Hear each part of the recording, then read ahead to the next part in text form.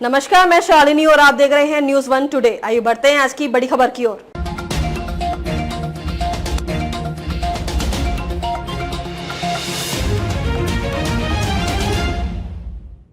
भाजपा ने ऐसे निकाली पीडीए की कार्ड, टिकट देने से नहीं दोहराई पिछली गलती, ये है पार्टी की रणनीति।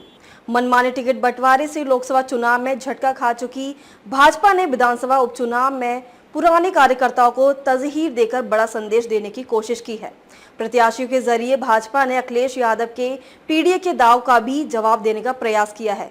सूची से स्पष्ट है कि कार्यकर्ताओं की पूछ पुराने वफादारों को जगह और जातीय समीकरण का पूरा ध्यान रखा गया है। सूची से ये भी साफ हो गया है कि भाजपा ने लोकसभा चुनाव में मिले झटके से काफी कुछ सीखा है। यही नहीं, पार्टी ने उपचुनाव से ये भी संदेश देने का प्रयास किया है कि वह एक ऐसी पार्टी है जो हिंदुओं की सभी जातियों का सम्मान करने और सबको साथ लेकर चलने वाली पार्टी है।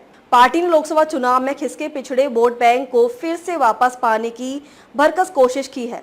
काडर के पुराने राजनीतिक परिवारों को तरजीह देकर यह संदेश दिया है कि पार्टी के काडर कार्यकर्ताओं का सम्मान बरकरार रहे। दरअसल लोकसभा चुनाव में टिकट वितरण में पार्टी पर काडर की अपेक्षा के गंभीर आरोप लगे थे। 2 सीटों पर ब्राह्मण चेहरे को उतारकर पार्टी ने इस जाति की उपेक्षा के आरोपों को भी झुटलाने का प्रयास किया है।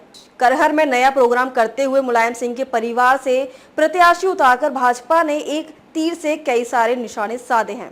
एक और भाजपा के अनुजेश के बहाने ये बताने का प्रयास किया है कि यादव भी उसके लिए गैर नहीं है। पार्टी यादवों को सम्मानजनक राजनीतिक भागीदारी देने को भी तैयार है।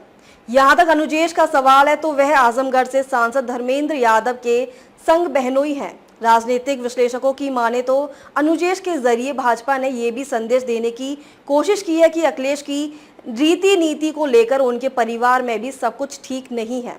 कभी यादव जाटव जोड़ो अभियान चला चुकी भाजपा सरकार ने स्वर्गीय मुलायम सिंह यादव को पद्म विभूषण देकर भी यादवों को भाजपा से जोड़ने की कोशिश की है। मोहन यादव को मध्य प्रदेश का मुख्यमंत्री बनाकर भी यह संदेश दे चुकी है कि अनुजेश को प्रत्याशी बनाकर भाजपा ये जताना चाहती है कि उसने पश्चिमी यूपी में यादव परिवार के गढ़ में भी अपनी पकड़ बना ली है।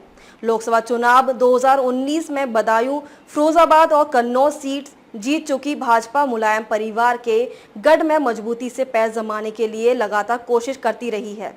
राजनीतिक में धारणाओं का बड़ा महत्व है, इससे अक्सर परिणाम प्रभावित भी होते हैं। हाल ही में निपटा लोकसभा चुनाव इसका ताजा उदाहरण है।